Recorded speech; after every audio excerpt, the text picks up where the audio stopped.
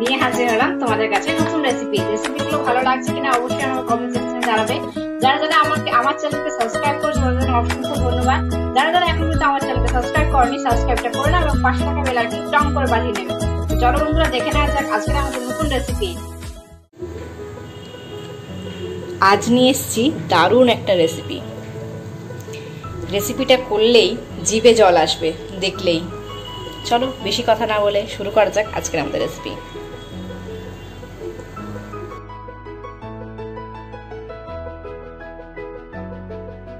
নমস্কার বন্ধুরা, তোমরা কেমন আছো? আশা করি ভীষণ ভালো আছো। তো আমিও ভীষণ ভালো আছি। তোমাদের জন্য নতুন একটা রেসিপি নিয়ে হাজির হয়ে গেছি আমি আজকে নিয়ে এসেছি চিকেনের রেসিপি। তো চিকেনটা আজকে খুব সুন্দরভাবে বানাবো। তোমরা মানে তোমাদের কাছে হয়তো এই রেসিপিটা এখনো তো যায়নি বা আমি এখন আমার চ্যানেলে এই রেসিপিটা এখনো দিইনি। তো সেই জন্য খুব সুন্দর করে চিকেনগুলো আমরা প্রথমে ধুয়ে নিয়েছি, একদম ধুয়ে তারপরে আমরা কিন্তু জল ছড়িয়ে নিয়ে নিয়েছি। তো এখানে নরম পিসগুলো নেবে, শক্ত পিসগুলো নিয়ে নিই আমি। একটাও নরম পিস মানে সফট যে পিসগুলো হয়, হাড়যুক্ত যে পিসগুলো হয় সেগুলোই নিয়েছি। এখানে টোটাল 500 গ্রাম মতো চিকেন আছে। তো এটার মধ্যেই আমরা প্রথমে ম্যারিনেট করে কিছুক্ষণ রেখে দেবো, আধ ঘন্টা মতো ম্যারিনেট করে রেখে দেবো। তো তার জন্যই প্রথমে দিয়ে দেবো ব্ল্যাক পেপার পাউডার। তো ব্ল্যাক পেপার পাউডারটা কিন্তু দেখে শুনে দেবে, কারণ লঙ্কা যারা বেশি ভালোবাসে তারা লঙ্কাটা মানে দেখে শুনে দেবে, ঝালটা দেখে শুনে দেবে। তবে গোলমরিচের গুঁড়োটা খাওয়াটা খুব ভালো শরীরের জন্য, ঠিক আছে। আর তারপরে দিয়ে দেবো হচ্ছে নুন, অল্প করে নুন এখন অ্যাড করে দেবো, কারণ এখন ম্যারিনেট করে রাখছি অল্প করে। তো অল্প সামান্য নুন যেটা ভেতরে ঢুকে যায় সেজন্য নুনটা কিন্তু আমরা অ্যাড করে দিলাম অল্প। অ্যাড করে দিচ্ছি আদা এবং লঙ্কা বাটা। আমি লাল লঙ্কা বলতে লাল কাঁচা লঙ্কা আমি মানে দুটো অ্যাড করেছিলাম, আর তার সাথে একটু আদা নিয়ে আমি কিন্তু বেটে নিয়েছিলাম। ওগুলো ছিল হচ্ছে বাটা, কিন্তু এটা হচ্ছে থেতো। এটা হচ্ছে রসুনটাকে ছিন্নড়ার মধ্যে থেতো করে আমি কিন্তু এখানে অ্যাড করে দিলাম 1 চামচ রসুন এবং 1 চামচ আদা। ব্যাস, আর কিছুই না, এখানে আর কিছুই অ্যাড করতে লাগবে না। এটাকে আমরা সুন্দর করে আমরা কিন্তু মিশিয়ে দেব, মাখিয়ে কিন্তু রেখে দেব আধ ঘন্টার জন্য।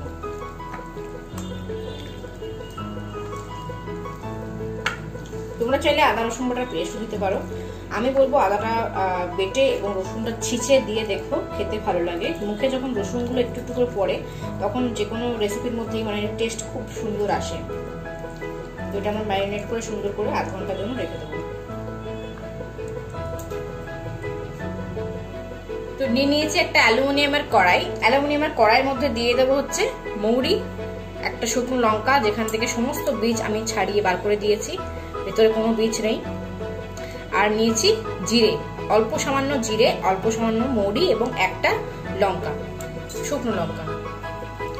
তোমরা চাইলে শুকনো লঙ্কার পরিমাণটা বাড়াতে পারো অবশ্যই, যদি তোমাদের মনে হয় যে একটু ঝাল ঝাল খাবো তার জন্য। যেহেতু আমি লঙ্কা বেটেছি আদার সাথে শুকনো লঙ্কা একটা বাটবো মানে গুঁড়ো করবো, তারপরে আবার আমি কিন্তু গোলমরিচের গুঁড়ো অ্যাড করেছি, তার জন্য কিন্তু আমি লঙ্কার পরিমাণটা কম দিলাম। এখানে শুকনো লঙ্কার পরিমাণটা আমি কম দিলাম। হালকা করে ভেজে নেব। তোমরা চাইলে এই ভাজাটা হামাল দিস্তায় মানে থেতো করে নিতে পারো, কিংবা তোমরা চাইলে মিক্সির জারে ভালো করে ব্লেন্ড করে নিতে পারো। এটা আমাদের রোস্ট হয়ে গেছে। আমি গ্যাসটা অফ করে দিলাম এবং এটা সুন্দর করে ঠান্ডা করে মিক্সির জারের মধ্যে আমি পেস্ট করে নিয়ে আসছি। চলো তবে এবারে মূল রান্নায় প্রবেশ করা যাক। তো এখানে চাপিয়ে দিয়েছি আমি একটা কড়াই, ননস্টিকের কড়াই নিয়েছি। এতে সুবিধা হবে, পরবর্তীকালে বলবো, মানে একটু পরে বলছি যে কেন এটা নিয়েছি আর কি এটাতে সুবিধা হবে। তার আগেই দিয়ে দিই, চলো কড়াইটা গরম হয়ে গেছে, তো আমি দিয়ে দিচ্ছি রিফাইন্ড অয়েল দিয়ে দিলাম। এরপর দিয়ে দিচ্ছি বাটার।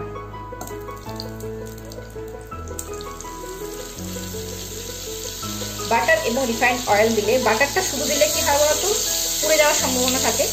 রিফাইন্ড অয়েলটা সাথে বাটার দিলে কিন্তু টেস্ট হয় ভালো, আবার পুড়েও যায় না। তো এই জন্য দেখতেই পেলে বাটার এবং রিফাইন্ড অয়েল দুটো অ্যাড করে দিলাম। এরপরে অ্যাড করব পেঁয়াজ, ডুমো হিসেবে কেটে রাখা, এরকম ভাবে গোল গোল মানে গোটা পেঁয়াজ। আমি কিন্তু এরকম ভাবে ছাড়িয়ে করিনি, মোটারে ছাড়ি করতে পারো, কিন্তু আমি গোটা পেঁয়াজই ভেজে নেবো এরকম ভাবে। উল্টে পাল্টে ভালো করে পেঁয়াজগুলো কিন্তু ভেজে নেব।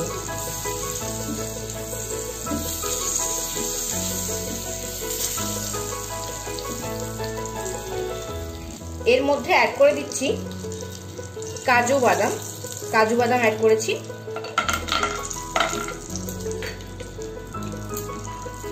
সব উপকরণ মানে এই দুটো উপকরণ আমাদের কিন্তু খুব ভালো করে ভেজে নিতে হবে, কাজু বাদাম এবং পেঁয়াজ। আমরা কিন্তু লো ফ্লেমে ভাজবো, তাছাড়া বাটারটা পুড়ে যাওয়ার চান্স থাকে, বেশি হাই ফ্লেমে দিলে বাটারটা পুড়ে যাওয়ার চান্স থাকে।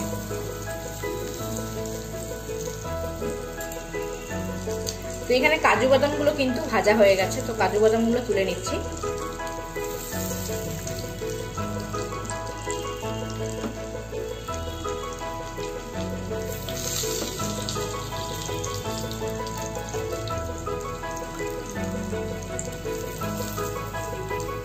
পেঁয়াজগুলো কিন্তু আমার ভাজা অলমোস্ট কমপ্লিট।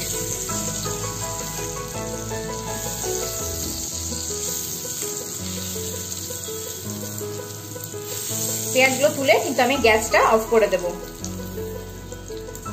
গ্যাসটাকে অফ করে দেবো এই জন্যই, কারণ এই কড়াইটার মধ্যে আমি আবার রান্না চাপাবো। তো রান্নাটা চাপাতে গেলে আমাকে প্রথমে এটা বাটতে হবে, বেটে নিতে হবে, তারপরে কিন্তু আমি করতে পারবো বাকি রেসিপিটা। তো চলো চটপট করে এগুলো সব ভেজে নিয়ে, মানে ভাজা তো হয়ে গেছে, এবারে আমি চটপট করে বেটে নিয়ে চলে আসি। তেলটা গরম করতে, মানে বাটার তেলটা গরম করতে রেখে দিয়েছি। তো এরপরে দিয়ে দেবো গোটা গরম মশলা।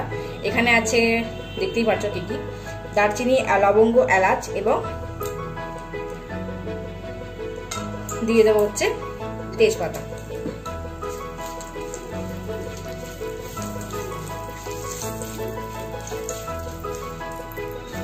সবকটা উপকরণ মানে সবকটা গরম মশলা খুব সুন্দর করে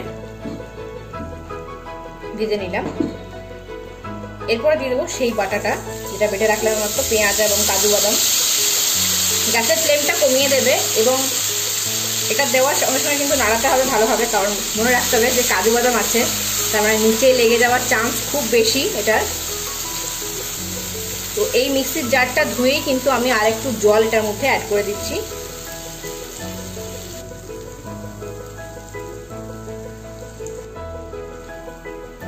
অ্যাড করে দিয়েছি জল। এবারে কিন্তু অনবরত নাড়াতে হবে আমাদেরকে, এটা থেকে তেল মানে ছাড়া পর্যন্ত। হাত কিন্তু মানে থামিয়ে দিলে চলবে না, নাহলে কিন্তু নিচে লেগে যাওয়ার চান্স অনেক বেশি, কারণ কাজু বাদাম আছে। তো দেখতেই পাচ্ছ এখানে কিন্তু তেল অলরেডি ছাড়তে শুরু করেছে। এই অবস্থায় কিন্তু আমি একদম ভালো করে চেঁচে টুচ্ছে একদম এটা একদম বাটির মধ্যে তুলে রেখে দেবো। এখন কিন্তু এটা ইউজ করব না।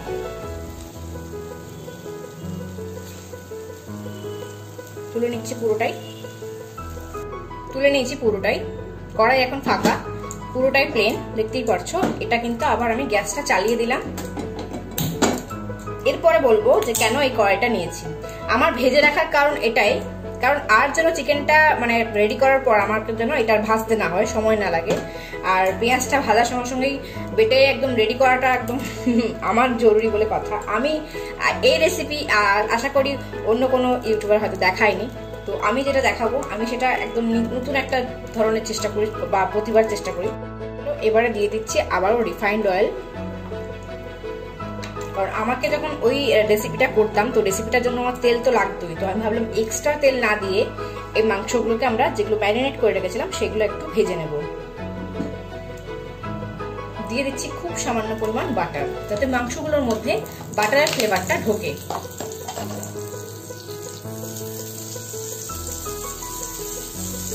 বাটারটা গলতে শুরু করেছি, দেখতেই পাচ্ছ। মাংসগুলো নিয়ে নিলাম। বড় কড়াই নেওয়ার কারণটা এবার আমি বলবো। বড় কড়াই নেওয়ার কারণ হচ্ছে তুমি প্রত্যেকটা মাংস তুমি যতটাই নেবে সব কটা তুমি একসাথে দিতে পারবে।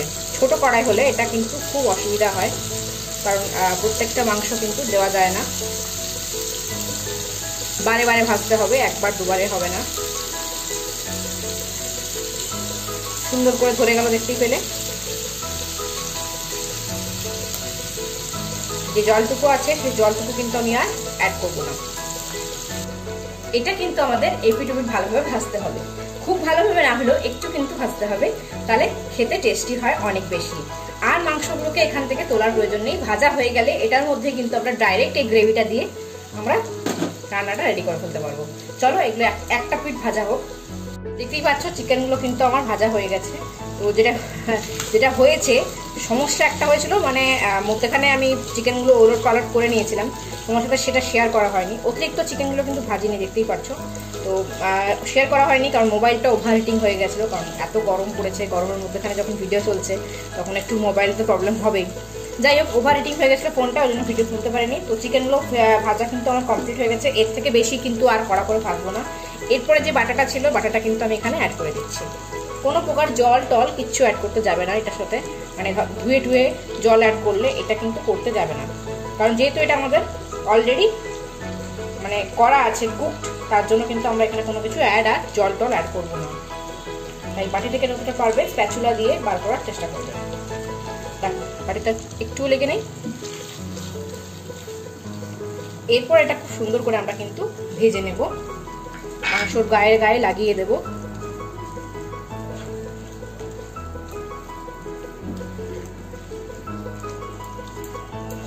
লাগিয়ে দিলাম সুন্দর করে। এরপরে কিছুক্ষণ ঢাকা দিয়ে আমরা এটা জল ছাড়তে রেখে দেবো। মাংস থেকে জল ছাড়বে, এটাতে কিন্তু মাংসটা অনেকটাই সেদ্ধ হয়ে যাবে।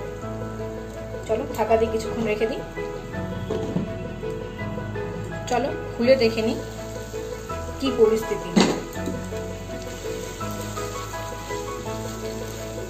ভাজা ভাজা চলছে, এই সময় দিয়ে দেবো কিছু মশলা। চলো দিয়ে দিই। যেহেতু আমাদের পেঁয়াজটা আর কাজু বাদামটা ভাজা ছিল, এই জন্য কিন্তু আমাদের কিন্তু আর এখানে বেশি পরিশ্রম করতে হবে না। দিয়ে দিচ্ছি খুব সামান্য পরিমাণে কাশ্মীরি রেড চিলি পাউডার। এটা অপশনাল, তোমরা দিতেও পারো না দিতে পারো। আর আমি দিলাম কালারের জন্য, একটু কালারটা হলে ভালো লাগবে দেখতে। একদম হোয়াইট হোয়াইট চিকেনটা দেখতে আর ভালো লাগে না, মধ্যেখানে একটু লাল লাল থাকলে দেখতে বেশ সুন্দর লাগে। আর দিয়ে দেবো খুব সামান্য পরিমাণে ধনে গুঁড়ো। যেহেতু জিরেটা বাটা হয়ে গেছিল, ধনে তো দেওয়া হয়নি, এখানে অ্যাড করা হয়নি, তার জন্য ধনে গুঁড়োটা আমি এখানে অ্যাড করে দিলাম। চিকেনটার মধ্যে অলরেডি, মাংসটার মধ্যে অলরেডি মানে দেওয়া আছে নুন, তো সেটা আন্দাজ মতো দেবে। আর বাটার দিয়ে যেহেতু ভাজাটা হচ্ছে অলরেডি, তার জন্য নুনটা খুব সামান্য পরিমাণে দিলাম। যদি লাগে পরবর্তীকালে আবার আমি অ্যাড করতে পারবো তাহলে। আর দিয়ে দিলাম খুব সামান্য পরিমাণে চিনি। চিনিটা দিলে দুটো ব্যালেন্স খুব সুন্দর থাকে, মানে সুন্দর একটা ব্যালেন্স তৈরি হয় চিনিটা দিলে। ওই জন্য খুব সামান্য পরিমাণে আমি চিনি অ্যাড করে দিলাম, জাস্ট স্প্রিঙ্কেল করে দিলাম অল্প চিনি। চিনি না দিলে আবার কোনো রান্নার টেস্টই মনে হয় আমার কাছে আসে না। যাই হোক, আমি কিন্তু সমস্ত উপকরণ খুব সুন্দর করে, মানে যে মশলাগুলো আমি অ্যাড করলাম সেই মশলাগুলো খুব সুন্দর করে আমি কিন্তু মাংসর সাথে লাগিয়ে দেবো এবং সুন্দর করে ভেজে নিচ্ছি। আবারও কিন্তু আমি ঢাকা দিয়ে রেখে দেবো বেশ 5 মিনিটের জন্য, যাতে মশলাগুলো থেকে কাঁচা গন্ধটা একদমই চলে যায়।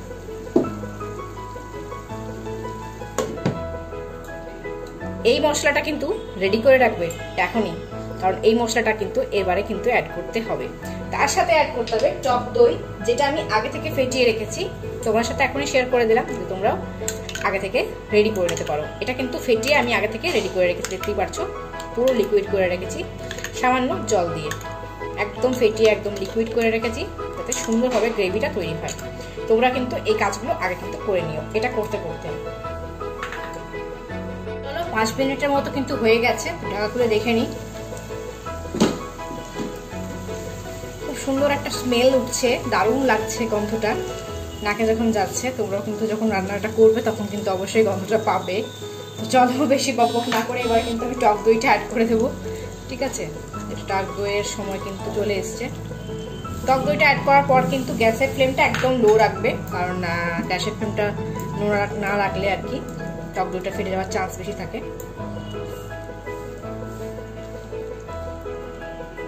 সুন্দর করে মিশিয়ে নিলাম। এবার এটা যতটা সেদ্ধ হওয়ার, যা সেদ্ধ হওয়ার এখানেই সেদ্ধ হবে, কারণ আমি এখানে কোনো জল অ্যাড করছি না। তোমরা কিন্তু জল অ্যাড করো না একদমই, তার জন্যই আমি ওই দইটা মানে ফেটানোর সময়তে আমি অল্প সামান্য জল আমি অ্যাড করে দিয়েছিলাম। এবার এটা কিন্তু ঢাকা দিয়ে 5 মিনিটের মতো আবারও আমি রান্না করব। চলো 5 মিনিট হয়ে গেছে, ঢাকা খুলে নেবো। এত সুন্দর একটা কালার এসছে না, কি বলবো, just wow wow, just wow. আর কিছুই বলার নেই আমার এখানে, ঠিক আছে। এরপর আমি এখানে কিন্তু একটু দেখে নেবো যে মাংসটা সেদ্ধ হয়েছে কিনা, আর দিয়ে দেবো যদি নুন লাগে তাহলে নুন। হ্যাঁ, মাংস ভাবে সেদ্ধ হয়ে গেছে, সুন্দরভাবে কুকড হয়ে গেছে, আমাদের আর কিন্তু ফোটানোর দরকার নেই বেশি। মশলাটা কিন্তু জলদি জলদি করে দিয়ে দেবো এখানে, পুরো মশলাটা কিন্তু দিয়ে দিলাম, কারণ যেহেতু আমরা এখানে কোনো অন্যরকম মশলা অ্যাড করিনি, এই পুরো মশলাটাই কিন্তু লাগবে। আর এই মশলাটা দেওয়ার জন্য কিন্তু স্বাদটা অসাধারণ হবে। জাস্ট আর 2 মিনিট ফোটাবো, কারণ যেহেতু মশলাটার গন্ধটা প্রত্যেকটা গ্রেভির মধ্যে যায়, সেজন্য আর 2 মিনিট ফোটাবো ঢাকা দিয়ে। অবশ্যই 2 মিনিট পর আবার ফিরে আসছি।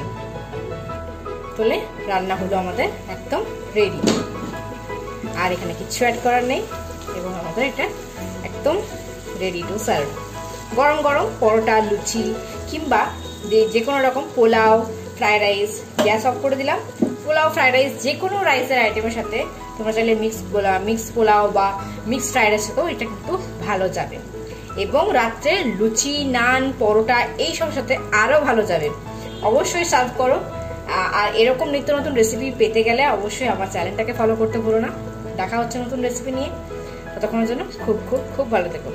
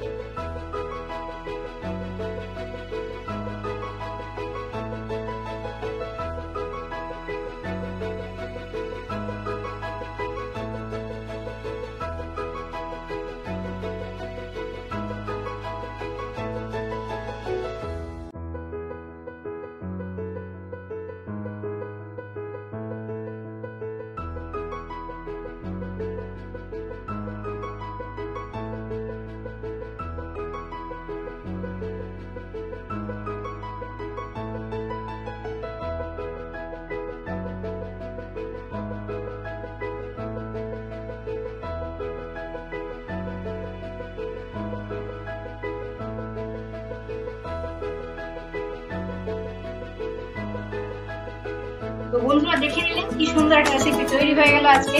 তো রেসিপিগুলো ভালো লাগছে কিনা অবশ্যই কমেন্ট করে জানাতে ভুলো না, এবং শেয়ার করতে একদমই ভুলো না। তো চলো বন্ধুরা, আবার নতুন রেসিপি নিয়ে আমি হাজির হবো তোমাদের কাছে। টাটা।